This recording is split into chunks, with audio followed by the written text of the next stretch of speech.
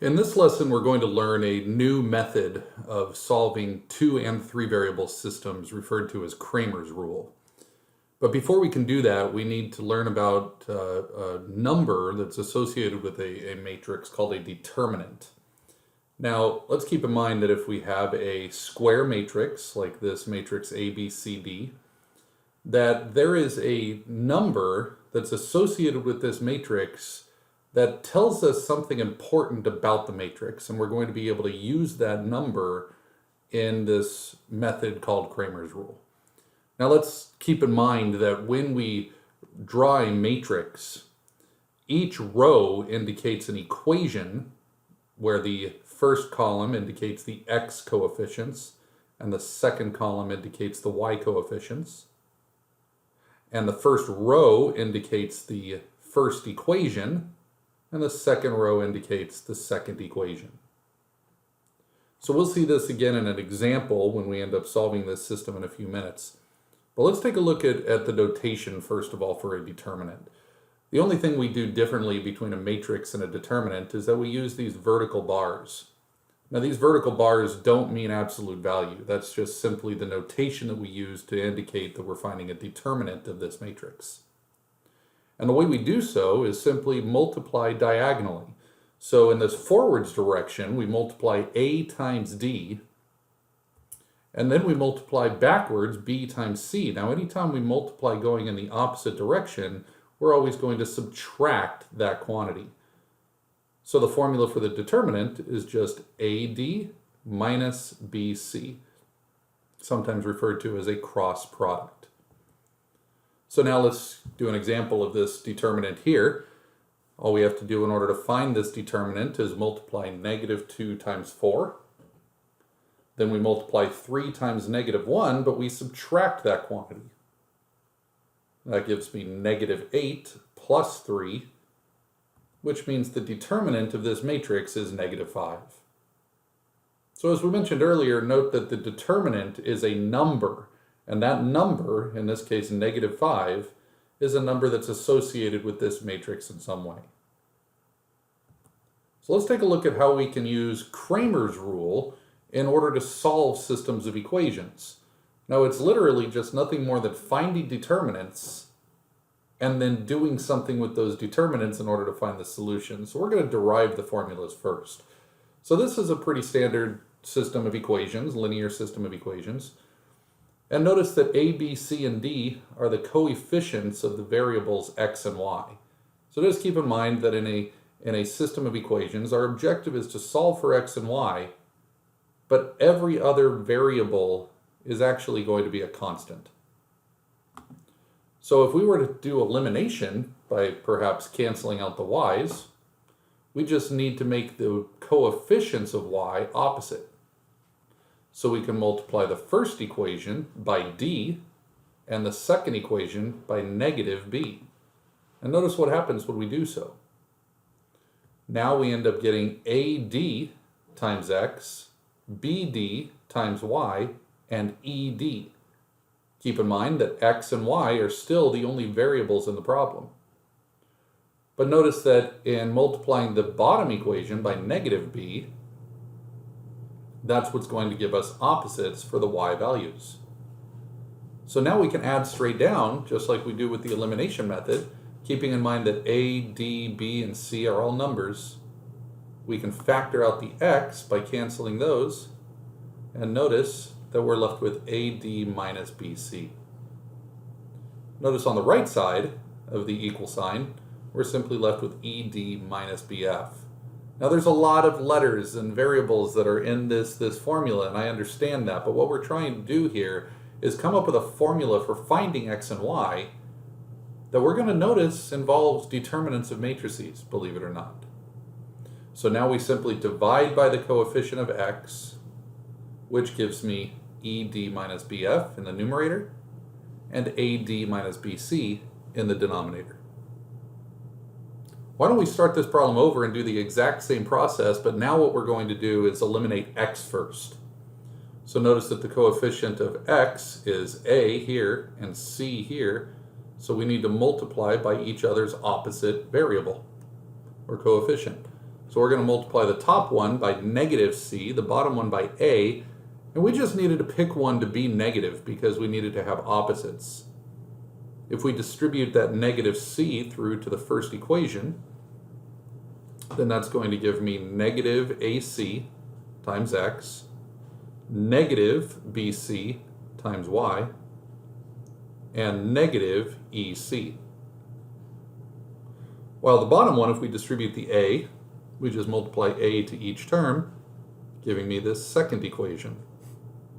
And notice again that now the x's are opposites, which means we can add together each of these y terms. Now I'll reiterate that a, b, c, and d are all constants. They're all coefficients of x and y. So these are all numbers, so we can factor out the y, and we're left with ad minus bc. Now we could have written negative bc plus ad, but I like to write the positive term first. And I'll also realize that it's the same value that we got over here. Finally, over here, we can add these coefficients on the right side to get AF minus EC. And notice that in order to solve for y, we divide by what's in front. So we get a new formula that y is equal to AF minus EC over that same denominator of AD minus BC. Now, these are the formulas, but we should definitely not memorize these. Instead, we're going to see procedurally how we can find these, recognizing that both of these seem to have the form of some determinants. Remember how we found the determinant of a 2 by 2 matrix? We cross-multiplied on a couple of matrices. So let's say that we had this system of equations here, where a, b, c, and d were the coefficients of x and y, and e and f happen to be the answers on the other side of the equal sign. Well, each of these quantities that you see in these formulas have the form of a few determinants. More specifically, AD minus BC came from this matrix, where we were able to cross-multiply downward to get AD, downward in the opposite direction to get BC, and therefore we get AD minus BC. This is referred to as D for determinant. So in order to find the denominators of x and y, notice how all we're doing is finding the determinant of the coefficients. So we don't have to memorize this formula, we just draw out the determinants by getting rid of the x and y and only using the coefficients of x and y. How about ED minus BF? Where did that come from? Well, notice that this came from replacing the answer column, E and F, with the x values over here. So notice that I got rid of A and C, and now I've replaced it with E and F. And now if you do this determinant, we get E times D minus B times F. We refer to this as dx, or d sub x, which is really just called that because we've replaced the answer column with the x column. So that's how you can remember what dx stands for, is that the x column has changed. Let's now take a look at this AF minus EC and recognize that this is found by just replacing the answer column of EF into the y column. So I replace the answers into the y column. And now notice how if I find this determinant, A times F gives me AF, minus E times C gives me EC. Since we changed the y column, that's why we call it d sub y. So now that we've got a few different determinants to represent the numerators and denominators, we should realize that the numerator here is d sub x, while the denominator is d. So we can find x directly using Cramer's rule by simply finding the dx and dividing it by d. And now to find y, we're obviously doing the same thing, where we get that AF minus EC is called dy, and we still divide by the same d because d is nothing more than the determinant of the coefficients. So we don't have to memorize this whole formula with all of these variables. Instead, we just find a few determinants. So x is dx over d, and y is dy over d. This will make more sense when we actually see this in the process of an actual system. So the first thing we have here, although we could solve by elimination, now we're going to learn how to do this using Cramer's rule. So the first thing we have to realize is that in order to find x and y, we're going to need to find these three determinants. So let's find d first by just finding the determinant of the coefficients, which means we find the 2, 3, 9, and 5 determinant. We now multiply going forwards 2 times 5, which is 10, minus 3 times 9, which is 27. So 10 minus 27 gives me negative 17. Well, keep in mind that in order to find x and y, this value of d is the denominator. Now I have to find dx. Well, keep in mind to find dx, we're just simply taking the answer column and plugging it into the x column. So we take negative 5 and 3 and plug that in to the 2 and 9 column. And now find the new determinant. Negative 5 times 5 is negative 25, minus 3 times 3, which is negative 9. Negative 25 minus negative 9 is negative 34. Now let's find dy.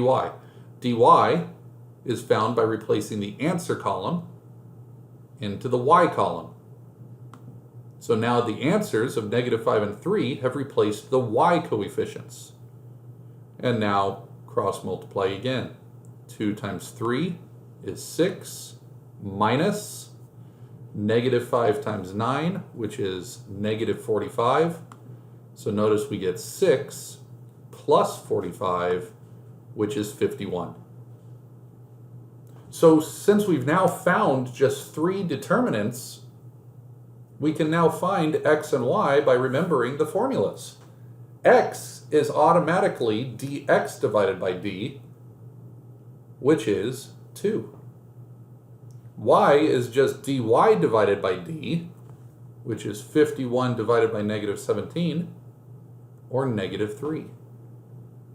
So without having to manipulate the variables in the equations, without having to eliminate anything, all we've done is use the numbers associated with this matrix and found that the point of intersection is now 2, negative 3.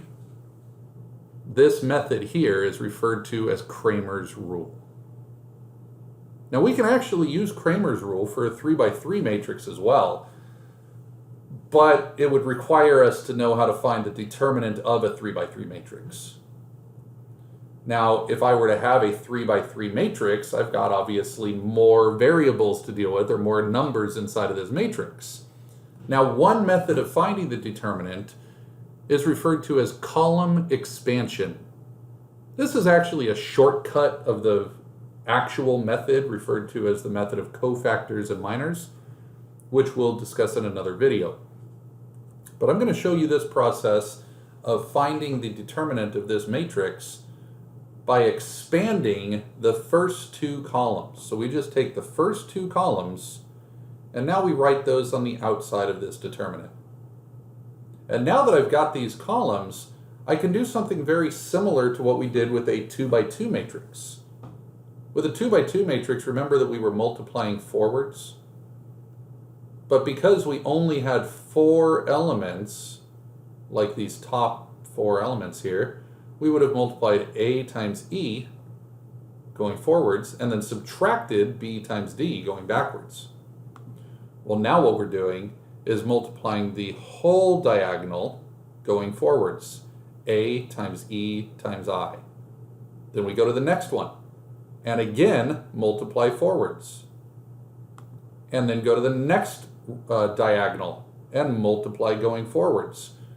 And so notice the reason for expanding these columns is so that at some point we end up having all of the variables accounted for. Anytime we multiply going forwards, we simply add those together. But now we've got to go backwards. when we go backwards, we now get C times E times G, A times F times H, and B times D times I. Now keep in mind, anytime that we multiplied going backwards for a 2 by 2 matrix, we were subtracting. Well, now notice that we've got three numbers that we'll be adding together, three numbers that we'll be subtracting, so it's actually easier to just add all the forward directions, add all the backwards directions, and then subtract the total results. Now again, we are not memorizing this formula. We're going to be doing this in a more procedural process by seeing that if we have numbers, now all we have to do is do the process of multiplication. So let's take a look at the determinant of this matrix. Well, the first thing is we put the values in our vertical bars to indicate that we're finding a determinant. And now we join the first two columns to get 2, 0, 1 and 1, negative 1, 4 on the outside. At this point, we just start multiplying. 2 times negative 1 times negative 2 gives me 4. 1 times 2 times 1 gives me 2. And negative 3 times 0 times 4 gives me 0.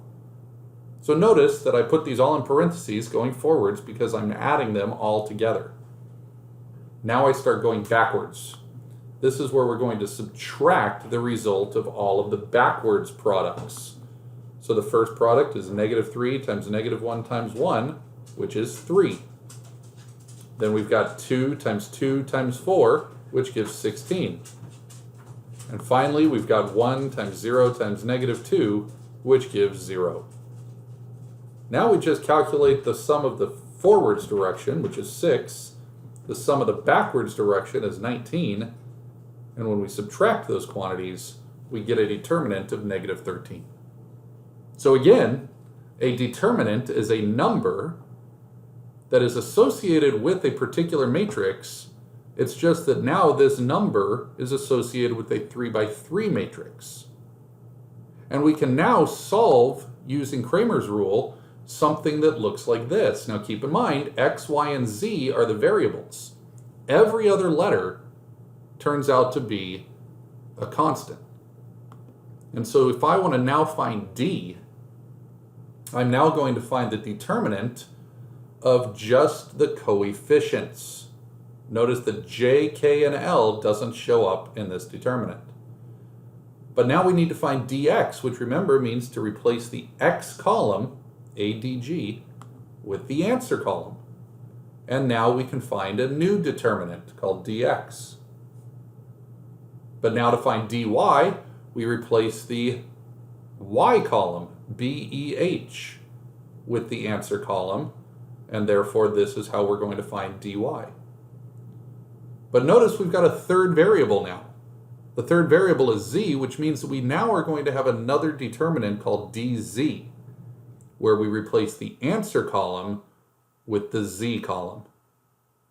In the same way that we ended up finding x and y for a two-variable system of equations, we're going to find x, y, and z using the same process. X is now going to be this determinant here divided by the coefficient determinant. Y will be the dy determinant divided by the coefficient determinant. And z will be the dz determinant divided by the coefficient determinant. So let's do an example of this 3 by 3 system. Now remember, we could have solved this using the elimination method. But perhaps if we just manipulate the numbers themselves using our determinants, it's going to be a lot easier to take care of. So the first value that we find is d, which remember is nothing more than just the coefficients of x, y, and z. Now we attach our first two columns, and we do the work. 2 times 1 times 2 is 4. Negative 1 times negative 1 times negative 1 is negative 1. And 1 times 2 is 2. So we simply add each of these together in the forward direction. Now we subtract, going backwards. 1 times negative 1 is negative 1. 2 times negative 1 times 2 is negative 4. Negative 1 times 1 times 2 is negative 2. And again, we just add each of those together in the backwards directions. It just happened that each of these products were all negatives. So we're now taking positive 5 minus negative 7, which ends up giving me positive 12.